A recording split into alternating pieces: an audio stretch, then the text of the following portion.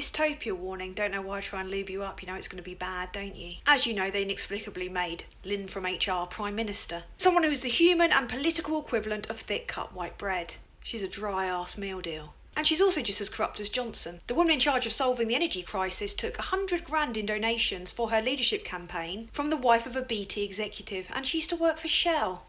Also, her first reaction to the cost of living crisis was to let bankers earn more money. It's probably a bit much expecting the architects of the cost of living crisis to solve it, you know. There's a little bit like expecting the man that beat you half to death to drive you to the fucking hospital. Biden doesn't respect her, obviously. He cares more about the Good Friday Agreement than our own government. She's also made some pretty mad decisions in her cabinet. She made the weirdest man in Britain Kwasi Kwarteng Chancellor, and now we've got a weak pound. Mind you, she'd know all about getting a weak pound from Kwasi, wouldn't she? Allegedly. Come on, Liz, you can tell me. Did you shag him? Now, I'm no royalist, but even I would laugh during a televised state funeral.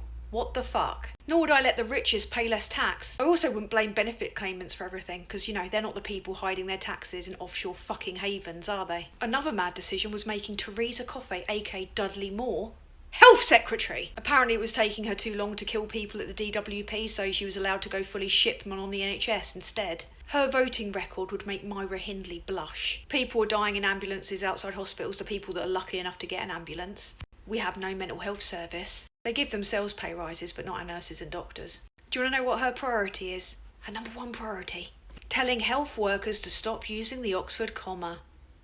Cunt. In other mad news, Lord Frackenshire is now Business Secretary. He's going to reopen the workhouses. Well, that's the kind of policy you'd expect from a man so dusty that if he was to release a sex tape, it would exclusively feature orbs, be shot in black and white, and released on an obsolete format. Talking of obsolete formats, our economic graphs now resemble the euthanasia coaster, except without the increase in growth. It's just one big spiral into death.